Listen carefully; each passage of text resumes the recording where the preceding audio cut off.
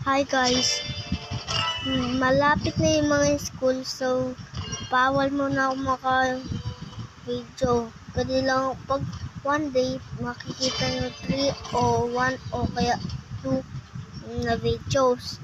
At kitang-kita nyo bagong account itong ginagamit ko. Bagong cellphone kasi ito ni daddy ko, nilibili ko sa isang cellphone, okay? Guys, malapit na. Sa Sunday lang ako magbe-video ng mga swimming o kaya sa Monday mga rainy videos o kaya iba sa tinumulan o kaya araw-araw din. Doon lang ako mag-normal videos. At pwede din naman ako maglagay sa Manila. Pwede pumunta kami. So, kailangan kasi namin puntahan yung ano namin. So, guys, pasukan na.